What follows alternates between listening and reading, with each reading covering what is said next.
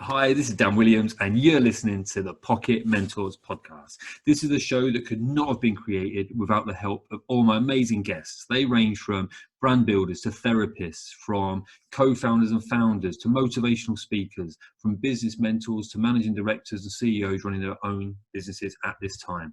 The one thing they've all got in common is that they're all facing their own challenges. They're going through the same ups and downs that you're about to experience. So they talk about their highs and lows, the journeys that have got them from A to Z, and how they've overcome all these incredible obstacles, and they've become resilient and come out stronger. They really want to share their stories with you to help you, whether or not you're creating your own business, your own brand, or if you're currently in your own business and you're facing your own challenges at this moment in time. I really believe that this podcast can help you no matter where you currently are with your life. So sit back, get on your bike, plug in your headphones, go on your run, start your cooking, whatever it is you're about to do by listening to this podcast, and enjoy. So today I'd like to welcome on John Hotowka, a former optician, a corporate magician, and now an award-winning motivational speaker. So it should be fascinating. So thanks for coming on, John. Thank you for inviting me on, Dan. It's a pleasure. I'm honoured and I'm flattered. I know. As it's lockdown, I'm just delighted to be speaking to anybody. I think that's it. It's really opportunistic doing this at this time. Everyone's more than willing to come on and have a chat with me, which is ace. So if you could just give everyone a bit of a sense of who you are and just start from the beginning, really, and how you've ended up here. And then I just like listening and chatting. It all started in Bradford when I was born because I wanted to be near my mother at the time. How far back are we going? Right. So, if you want. No. Okay, a little bit of background as far as me. So, because I think that will put things into perspective as to why and how I had the challenges that I had. Because I found that my job today is as a speaker, and I go on. The reason why I'm laughing is that I deliver keynote speeches, but guess what? We're in lockdown. I don't deliver speech. I won't be delivering speeches for a while. But if I go through the story, most people kind of identify with me because I'm just an ordinary guy, and the only battle that I've had has been with myself. Yeah. And what's gone on in my head, rather than any massive battle as far as any big adversity or anything like that.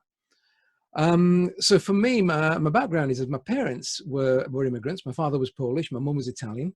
Okay. And I started off life in a council house in Bradford. In fact, when I was born, in fact, shortly after I was born, we moved into a council house in Bradford. We didn't have a lot of money. We had to borrow coal to get warm, to put on the fire. There was no central heating.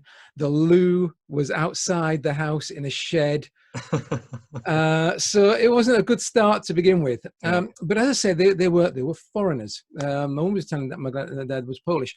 And we always had this sort of, I think this belief kind of was passed on to me, because we tend to find that a lot of our beliefs are passed on to our parents, passed on from our parents to us.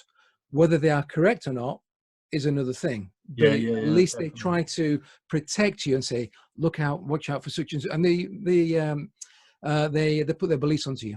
And the belief for them was, we are foreigners. We are in this country. We are guests in this country, even though they were living here. Therefore, do not rock the boat. Appease everybody. Just kind of make sure that everything's, nobody's upset about you, because if we rock the boat, then we might get thrown out or something. Yeah. This country was never like that. But having said that, that was the kind of mentality.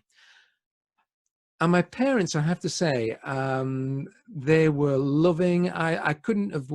There is a theory that we choose our parents. Some people in the spiritual world go, you choose your parents. If I did choose my parents, I chose really, really well. We didn't have a lot of money, but I had a lot of love. They looked after me. Yeah.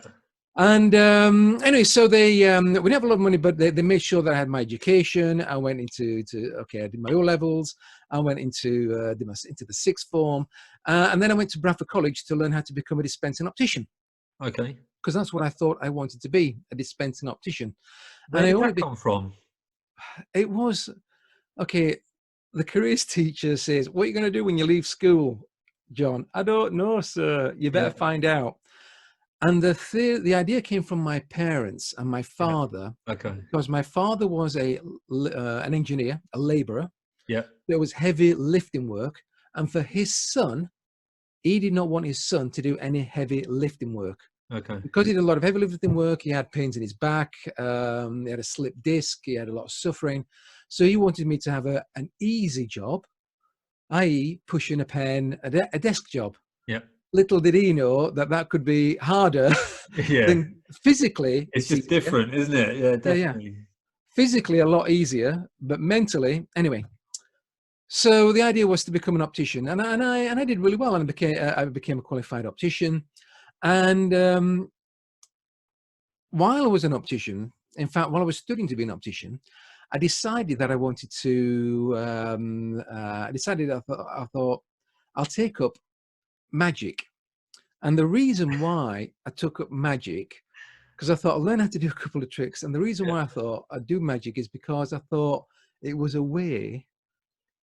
I don't know if I dare admit this. It was a way of meeting girls. And I can tell you, I've heard a lot of magicians actually say that that's why they started off, because it helped them like break the ice and start actually having chats with people. yeah, thing is, for me, it didn't work. What, the magic or the Yeah, it didn't work. Magic literally worked. the I John just didn't get magic? anywhere with the girls. This is it. Go pick a card, go away. Who do you think you are? Just Yeah, there is a fine line between impressive and creepy, I guess. yeah, I think it is. I don't know what happened, but it didn't work. But I found something that I was passionate about that I really liked. Yeah, So I started studying magic, and for me, the magic side of things was because I was also quite a shy boy. yeah, It was a way of creativity, self-expression, but also at the time, it was a way of me thinking I was superior to everybody else.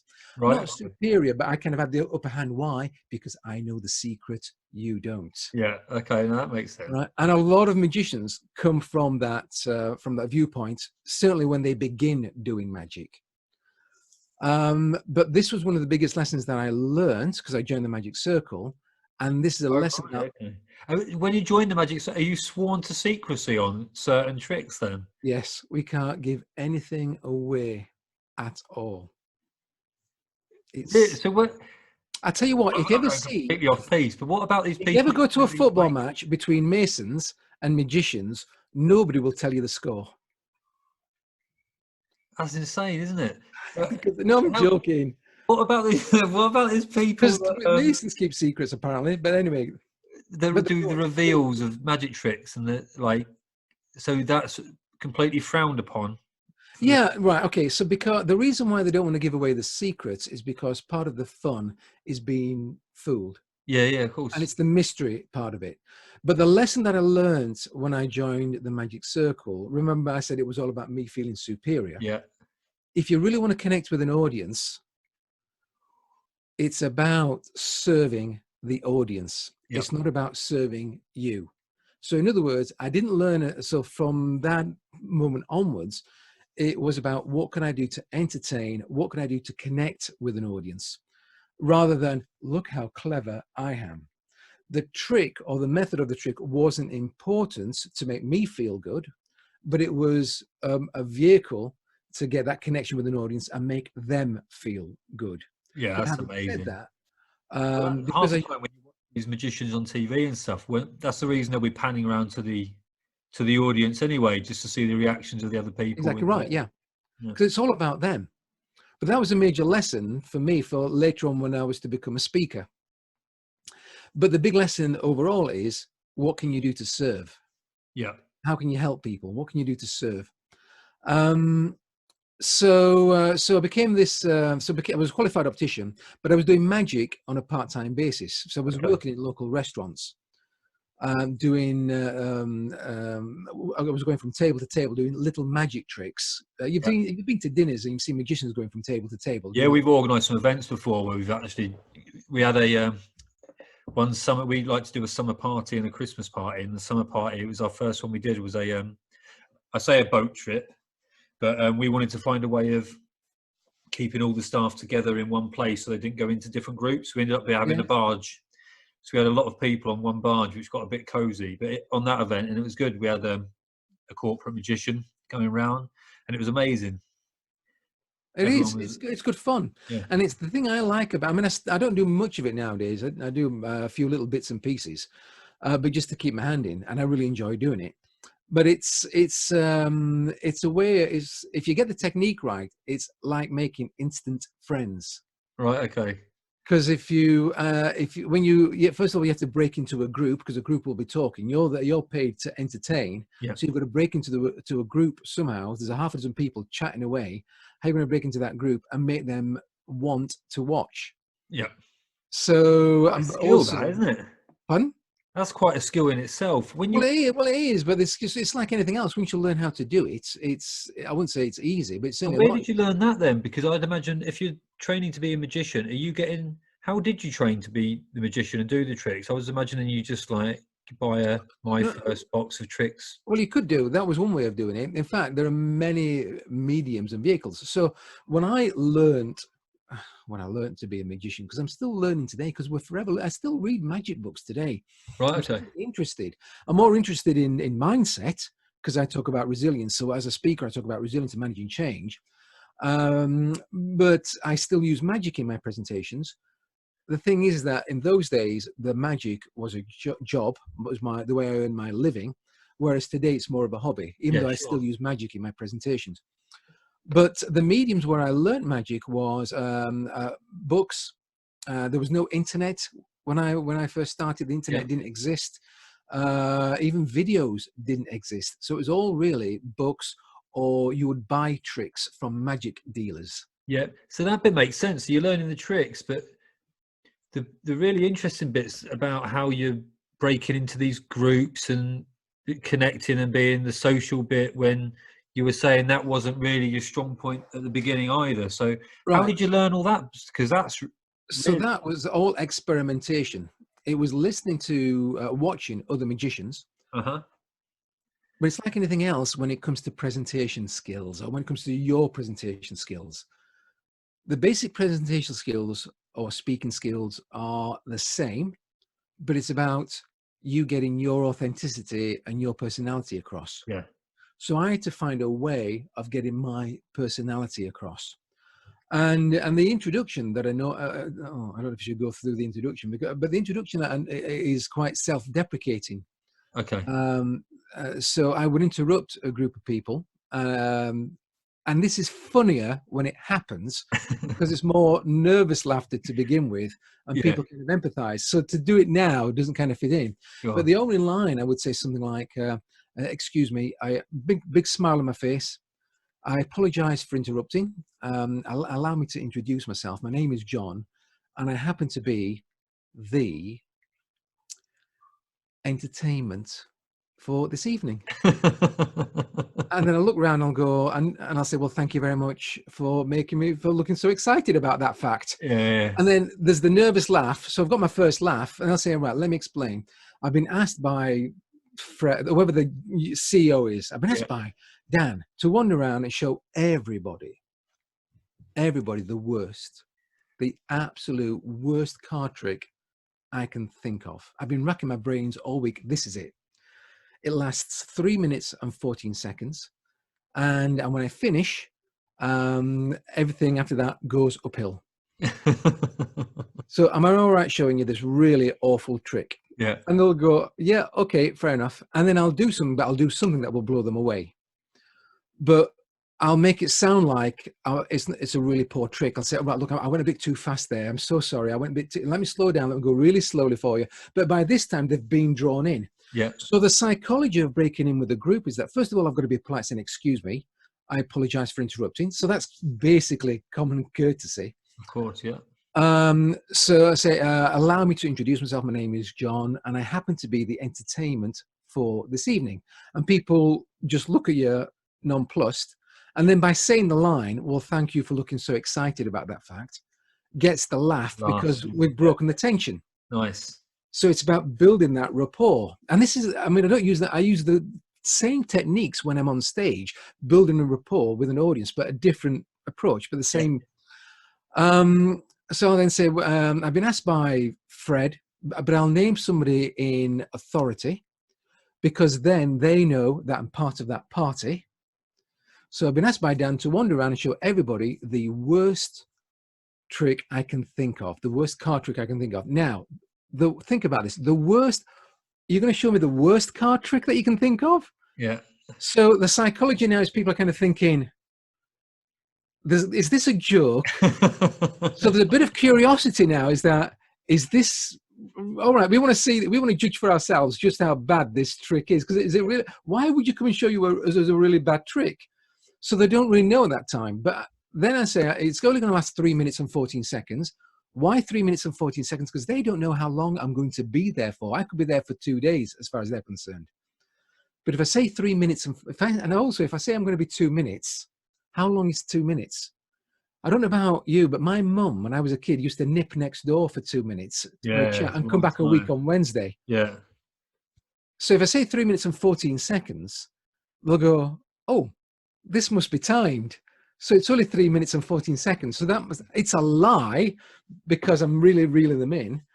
And then I'll say, and then when I finish, you'll be happy, I'll be happy, and the rest of the evening goes uphill. So it's really self-deprecating. So I will then do something, a quick trick, very slowly. Something magical will happen, and they'll be stunned. And then now they'll know it's not a joke. But I'll say, oh, I'm ever so sorry, I went a bit too fast because I'm very nervous. And you know what it's like when you're very nervous. I mean, my hands are not shaking or anything, but now they're in on the joke now. So we've started building the rapport, and then I can get on with the routine. And then I'm literally there for about 3 or 4 minutes. And then by the time I've finished, I'm done, and that's it. So, and the first couple of times you did that, you were nervous, I'd imagine, and well, the first couple of times I did that, I mean, I didn't use those particular words. Okay, that's like scripture. It evolved. Yeah. And then after a while, you find the right words that will help you connect with your audience. Oh, amazing. So anyway, but it's finding ways, but it's the same when we're meeting one-to-one or we're in meetings. We're finding ways of building rapport. Sure. But the normal ways of building rapport are things like, to begin with, how are you? How are you doing? Oh, did you see the EastEnders or Coronation Street? Did you watch the match at the weekend? So we're building rapport when we have those kind of conversations. When you're presenting, it's more of a one-sided conversation. Anyway, so there I was this optician, and I did really well for 7 years. I was an optician during the day and a magician at night. And I was made redundant 3 times in the space of 7 years as a magician. So I decided that I'm going to give this magical arc a go. Oh, you literally just went full tilt into magic? Yes. Yeah. I didn't. When I say I didn't have a choice, I wasn't happy with the way optics was going, because opticians, or rather, I was a dispensing optician. Dispensing opticians were becoming deregulated. I wasn't enjoying my work as much. There's nothing wrong with being an optician. It's just that it wasn't for me. Yeah, it just wasn't giving you that oomph that you wanted. Exactly right. Yeah, and I was enjoying myself doing the magic, and I was living with my parents at the time, and I said, "Well, I'll give this." So what did when your dad was the one saying about you wanting this the like pen job and going down the optician route? Yeah, no, he freaked out. He freaked out. I bet, yeah. He freaked out. He says, "What you're doing?" No, he freaked out. But I had a plan, and I apologize. I wasn't living with my parents at the time, but I'd only just bought a house. Okay. But I thought to myself, I'm going to give this magic lark a go for a year, and then what's the worst that's going to happen? I end up moving back into back in with my parents. Yeah. So that was also a bit of an incentive to make it work. Yeah, sure. So and when I started, that was way back in 1989. So 1989, in fact 1992 or 93, I think computers, proper computers, I'm not talking about your Atari programming computers, but proper computers where you could do data processing and what have you. Yeah. They started coming on the scene. But before that, for me, marketing was so simple. All I needed was a good quality brochure and the chutzpah to get on the phone. And I got the yellow pages, and I just went through companies in the yellow pages that I thought might hire a magician for their parties. Yeah. So I'd phone companies up saying, "Do you have a Christmas party? Are you having a celebration?" And that's the way I went about it. Cold calling. Wow. Well, exactly. And it was so easy in those days because I was the person. I'd phone up first of all to find out if they ever used entertainment, and then I'd send them the information, and then I built up a database that way. Um, so Wow. so that was great. And in 12 years, I built up my business where I was working for nearly half of the blue chip companies in the UK. And so I was being flown up and down the country. I was entertaining their top executive boards. I was entertaining their top clients. I was being flown around Europe. That's, I was that's awesome.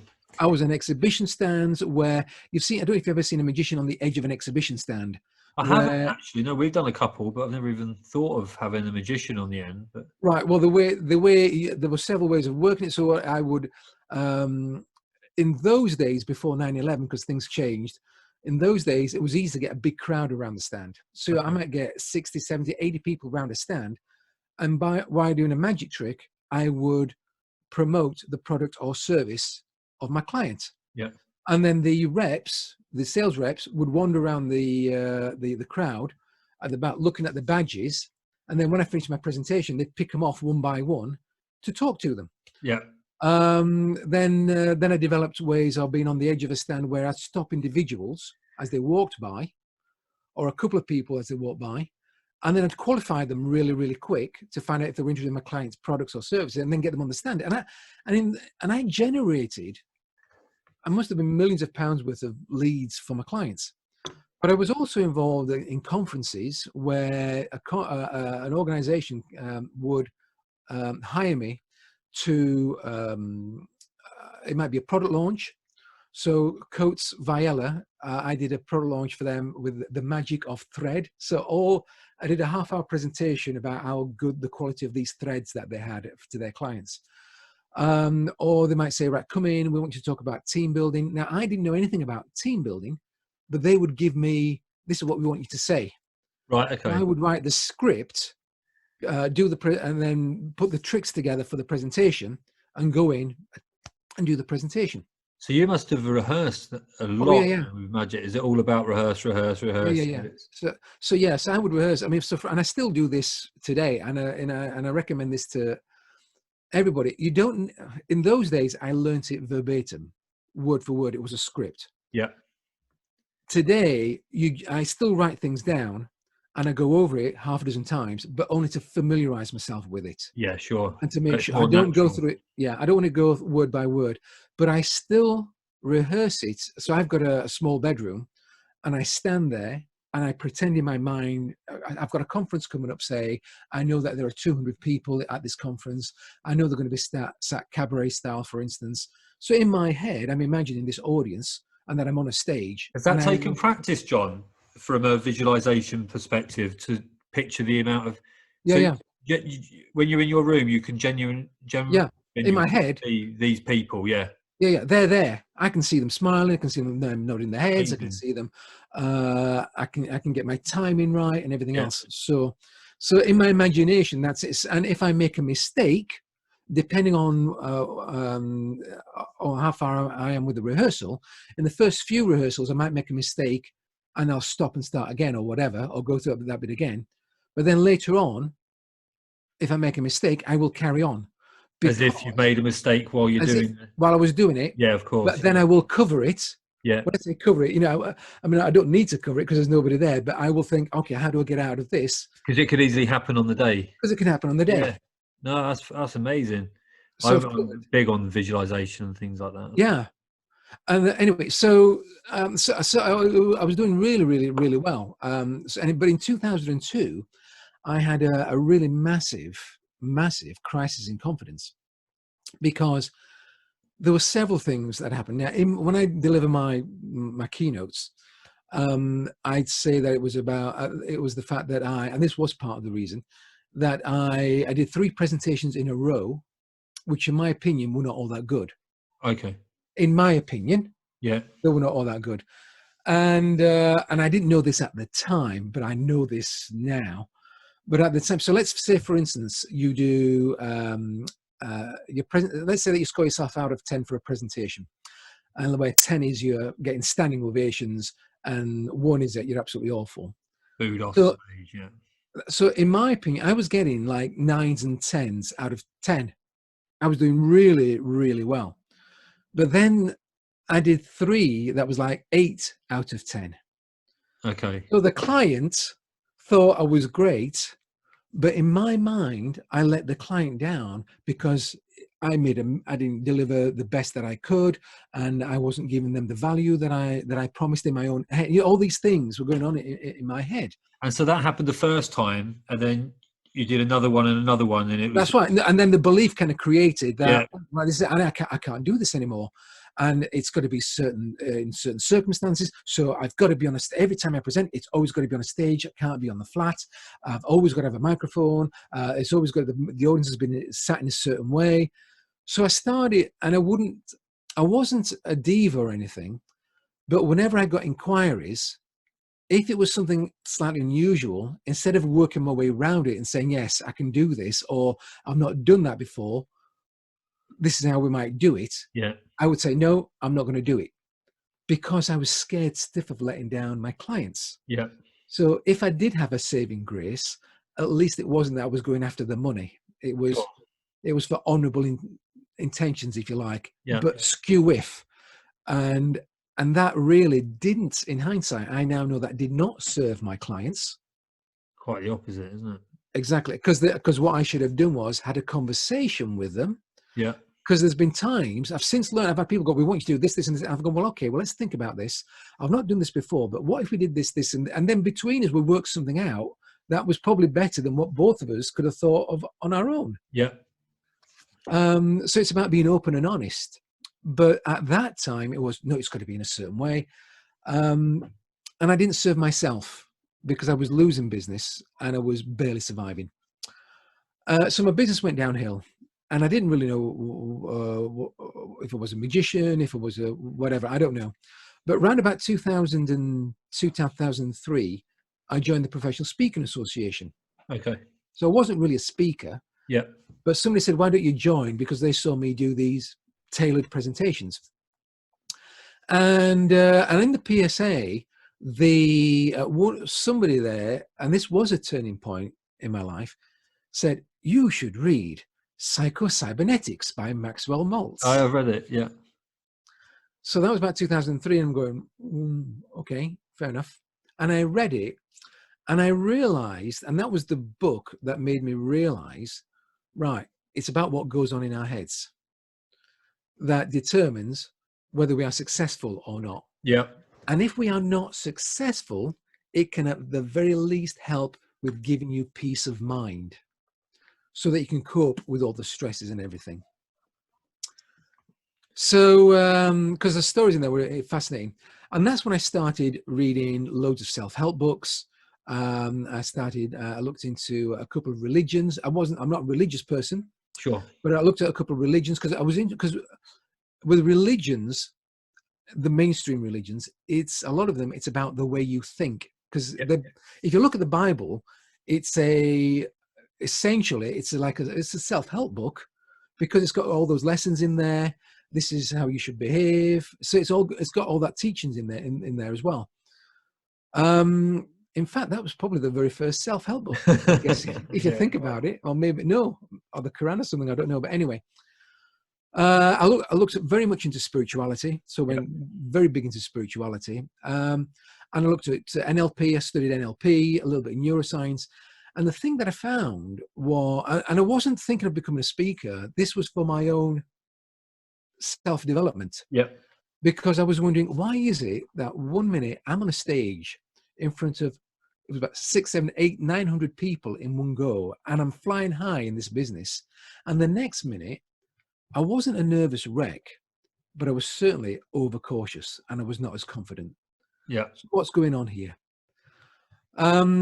And the realization later on came that once I fixed myself, and by the way, I'm still a work in progress. Everyone is, yeah. Still working. So don't let me kid you that, oh, I've got it all sorted out. No, it's really common. Like from the people I've been speaking to, everyone's in this similar. Well, yeah, we are. Yeah, Because the realization was once I fixed myself, I could fix others. yeah, Or at the very least, whatever I learn that helps me now will help others. yeah, Because I thought, I would hate for anybody else to go through it wasn't clinical depression, but it was the loneliness, it was the feeling down, it was all those horrible negative feelings. And I'm a loner, by the way. So I'm not proud of that fact, and I'm not ashamed of it. It's just what it is. okay. So lockdown that we're in at the moment, if it wasn't for the fact that I've got to pay bills, this suits me great. I'm completely the opposite. I love being around people. I definitely get something out of that. But I also get a kick out of helping people and Yeah, being on stage. So that's great. So, and I do need to interact with people. I wouldn't like to be on my own all the time. sure. So the biggest learning that I had when I was looking at all the religion, spirituality, the self-help books, the business books, and everything else, I realized that they were all, when it came to mindset, when it came to how you think, how you live your life, how you build resilience, how you become resilient, how you manage change, how you manage uncertainty, all the basic principles are the same in each discipline. They're just called different things. So as an example, if you are religious, there is prayer. Yeah, If you're spiritual, there's meditation. meditating. If you're an agnostic, there's reflection. If you're in business, there's visualization, or you're a sports person, you're in visualization. Yeah, If if you're suffering stress and you go to the doctor, they'll probably prescribe, or at least suggest that you try mindfulness. What do all these things have in common? It's about being still. yeah, It's about being quiet. Okay, the techniques might be slightly different, but they're all basically the same thing, except they're using different words. So I realized that depending who you talk to, you have to change your language. yeah, So you can still get that message across. So if I'm talking to a religious person, I say, all right, do you pray? If I'm on stage and I'm doing a corporate gig, I say, right, let's talk about visualization. Or so yeah, so because I learned so then around about 2000 and Just really quick, out of all those books, so as well as the cybernetics, is there any other books like that you've read that you really would recommend? Is there one that jumps out at all? the reason that why, oh cracky, there are, when I say there are loads of books, I Yeah. tend to read a lot of spiritual books. I tend to forget the books, but I Okay. remember I'll tell you one book in particular that you should read. Think and Grow Rich by Napoleon Hill. Yeah, and I've read it several times. Yeah. Yeah, that's a definite. Think and Grow Rich by Napoleon Hill. There's a couple from the Napoleon Hill, isn't there? He's on Outwitting the Devil, which is a good one as well, I assume. Yeah, I've not read that one, but I'll have to look Okay. at that one. Another one which kind of got me onto the path of how I use my brain is The Science of Growing Rich. Sorry, Science of Growing Rich by Wallace Wallace Wattles. D. Wattles. Wallace D. Wattles, yeah. Yeah.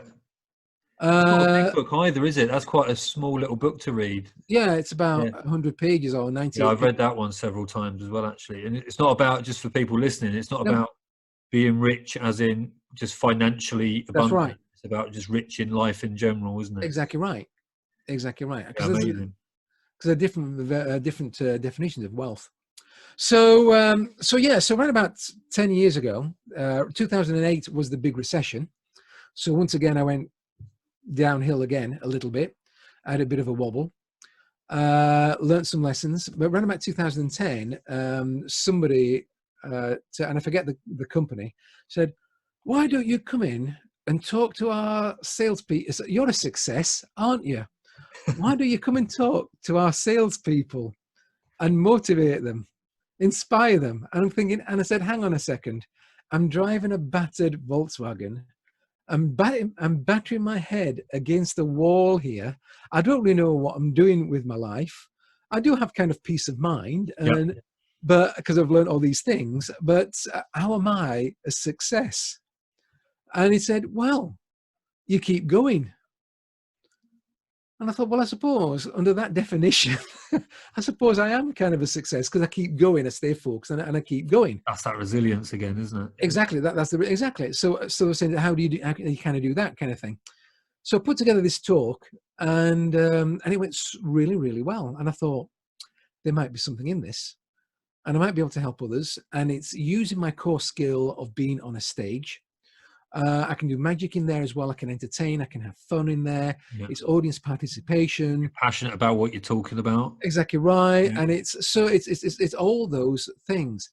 And like I said, it's not that I don't have any qualifications like a university degree or anything like that. Yeah. But I think people listen, because at the moment I've got about 180 recommendations on LinkedIn, and I'm amazed at those. And I think it's because I'm just an ordinary guy. And like I said, the only battle I have is the one with myself. Sure. It's not And I even the think hardest battle.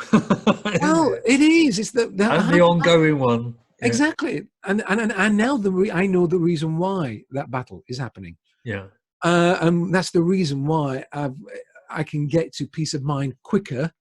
I mean, I still feel those emotions. So, for instance, when we had lockdown, when it was announced, I still went through for about a week and a half, not depression, but feeling really, really down. Okay. And it's the end of the world. What am I going to do now? What it is?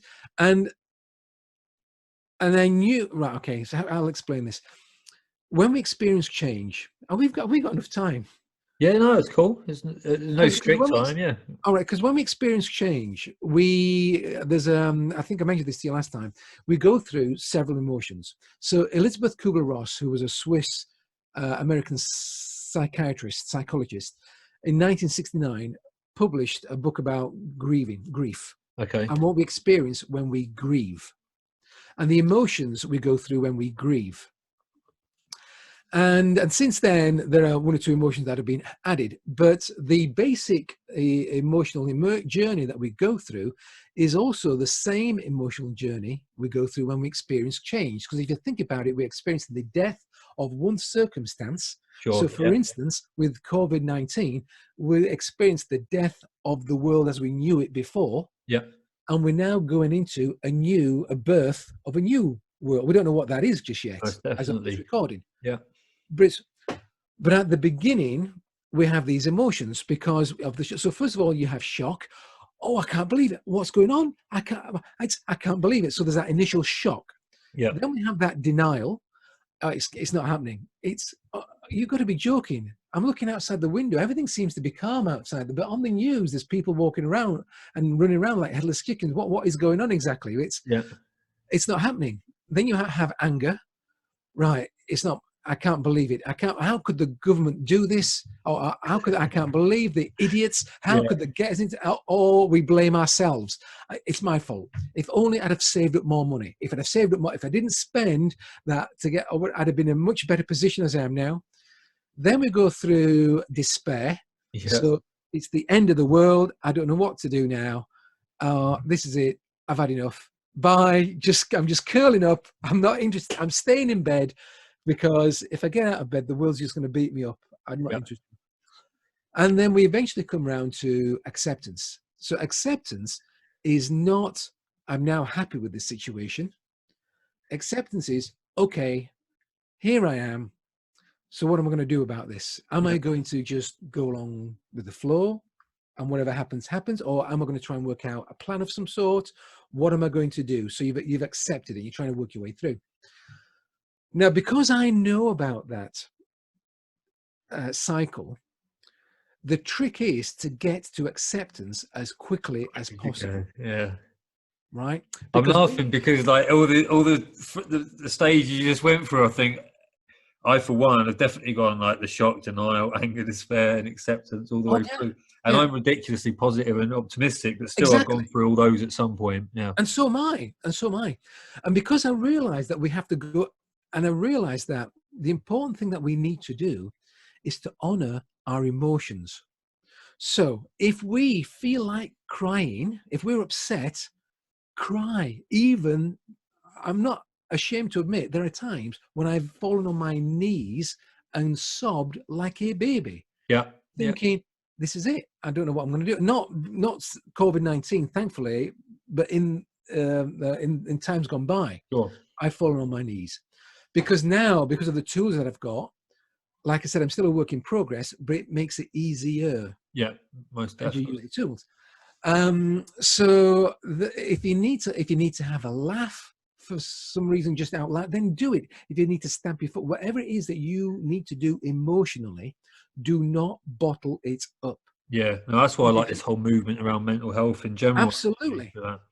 And you've got to find your way of releasing that, as long as you don't hurt. I mean, if you're going to hit somebody, no, that's the wrong way of thinking. But no, but some Yeah, people do. yeah, you still need to express it somehow, but yeah, probably not hitting someone else. Exactly right. So you've got to be careful how you do it. I mean, if you feel like throwing things around, then go to the market. Well, you can't now, but go to the market, get old plates, and throw them on the floor or something like Yeah, that. Or if that's what you complete need to do, celebration. Yeah, as long as you're not hurting anybody or damaging anything. But if you need to cry or whatever it is, or talk to somebody or whatever it is. But the other trick is also to recognize that if you're staying in those areas too long, in that emotion too long. So, for instance, if you are in despair, you don't want to be in despair for the rest of your life. sure. There's got to be a time you've got to let that go. Yeah, And that's different for everybody. But I know that with myself, I mean, if I'm experiencing change, normally it's like in a day, I've got over it. A few hours I've got over. With COVID-19, it's taken me a week and a half, because that is global. yeah, Because the thing that was going on in my head is that when it's just me that's in trouble, it's like, well, everybody else is all right, so I have hope, because everybody else is all right. So if everybody else is all right, I must be able to achieve that. yeah. No, that's a good point. Because but if everybody else is in bother, hang on a minute, right? Who have I got to follow? Yeah, Who's going to lead? yeah. You need to And for me, I decided that the person that's going to lead me is me use you. in Nice. COVID-19. Okay, I've still got a lot of thinking to do and working out on what I'm going to do, because like everybody else, I've got my challenges. I mean, at the moment, I've got no business whatsoever, because my business is in front of audiences, being on stage. Yeah, I've got to change. So I'm now feeling kind of excited and scared in equal measure, because scared, am I up to this? Can I do this? And that's okay to think like that, because I don't want to let my clients down again. yeah, But by the same token, I'm excited because I want to learn some new skills out of this. yeah. Loads of opportunities will come from And, it, and won't there are opportunities they? as Yeah, well. So now, will I survive it? I don't know. But the odds are phenomenally in my favor, because if you think about it, we've all experienced crisis before. All of us. If yeah, you're 15 years old, you might not have experienced a crisis, but usually, if it's that you've lost a loved one, if it's that you've lost your job, if it's that whatever it might be, a relationship is broken, we've had some sort of crisis in our lives before. yeah, There's been the recession and everything else, and we've got through it. We've not experienced this crisis before, but the odds are in our favor that we will get. Now, we might not like the result we get when we get through it. In other words, we might end up with fewer possessions, yeah, and we might not like that. We might end up with losing some loved ones. I don't know. We won't like that. So there might be things that we don't like about the new reality, whatever that's going to be, but at least we will survive and we can be happy. yeah. Most definitely. I think hearing you talk, you're definitely not in the despair camp, are you? And you're looking at acceptance and what next. And by the So way, it will be it's possible. successful. Yeah, it will be. But by the way, it's also possible that you can go back, even though you've got acceptance, you can still go back into despair and denial every so often. Yeah, But you come back into acceptance a lot quicker, quicker. Yeah, big shock out of the way. that makes sense. So, Ah, fascinating. so that was it. And that's how I became, and then a speaker. And now you've got to evolve and adapt quickly. Look at the new opportunities that come your way and go from there. Well, exactly, yeah. So I'm developing online, I'm going to say online courses, so online offerings. Okay. So if people are kind of interested in that, because even people that are in furlough or people that are working from home, I mean, now is the time when they need their resilience. Now is the time when they need to know about managing change and get their heads in the right place so that they can focus. Yeah. And so how do people, if you're doing those courses, John, how do people reach out to you and have a look at these courses? And Well, they can either reach out to me on LinkedIn okay. or my website, which is allthews.hotowka.co.uk. So Hotowka is HOTOWKA. That's Yeah. .co.uk. Perfect. And or through my website, or they can call me. Whatever. Amazing. I'll Yeah. put all your details anyway in like Yeah. Yeah. the show notes, and we can go from there. So, wow, that was fascinating. I really Thank you. appreciate your time, John. That was great. I wasn't sure where it was going to go when I you hear was someone's. bored because I've heard it all before. That's how I feel when I talk about Oriam when we were actually going out to see customers. But It's not telling that story again. That old thing. yeah, you No. genuinely like doing it though. It's exactly the same as me because Well, I must admit, I haven't told my story before. this is what's coming out of this so much because people I'm talking to have done or they've been involved with several podcasts in the before or interviews and things like that, and it tends to always be about what they're doing in the moment Yeah, yeah. and what I've they're doing told right bits. now. I've Yeah, no told bits one's of my really talked story. about how they've got on this journey. So Yeah, yeah. I think it's great. I've told bits about my story Yeah, to illustrate various points, but I've never kind of said, right, this is what happened. But yeah, no. Well, thanks for sharing. It's been no, great. thank you. Perfect. Well, thanks very much, John, Yes, thank you and again, be in touch soon. and I Thanks look very forward to much. that. Yeah, And all the cheers. best, and good luck to all of us. Yeah, most definitely. Cheers, Stay guys. safe, everybody. Bye. Okay, bye.